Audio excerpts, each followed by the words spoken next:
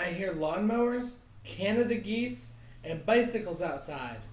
That can only mean two things. Number one, my window's open.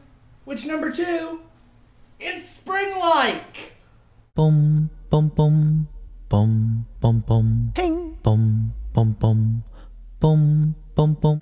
So, this morning I woke up to go to work at like 6:45, which is god-awful early.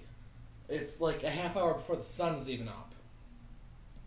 But there's normally a bunch of streetlights and everything outside my apartment. And I look out the window, and I don't see any of the streetlights. So I rub my eyes and I take another look. And it was completely foggy outside. You couldn't even see 500 feet in front of you. And that actually got me thinking, on my drive to work, in between watching for lights appearing out of nothing, about my favorite book and my favorite book series, which happened to be Sherlock Holmes. This is a copy of the annotated Sherlock Holmes, Volume 1, from the 1960s by William S. Baring Gould. It's one of two authoritative editions in print, the other one being Leslie S. Klinger's version of the new annotated Sherlock Holmes. And I love the Sherlock Holmes stories. Yes, they're mystery stories, but there's so much more. There's adventure, there's action, there's romance between Watson and several women. In fact, Watson speaks of having loved women on 3 continents, which you never really find out about in the series.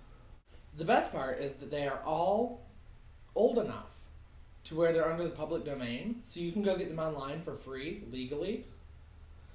Yet there's still relevant information in them. You can learn all sorts about Victorian history. All sorts of things about Victorian history. But on the other hand, Holmes's principles are just as true today as they are now. And in fact, a lot of what he does is still employed in police services in terms of his methods and his analysis.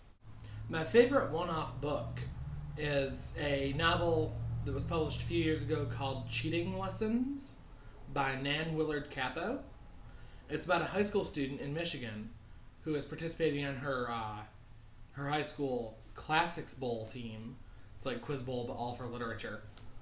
But she finds out that the teacher has actually rigged it so her team is going to win, and she has to deal with the consequences of knowing that and how to go about in the competition, while at the same time dealing with all the stuff that a typical teenage girl goes through.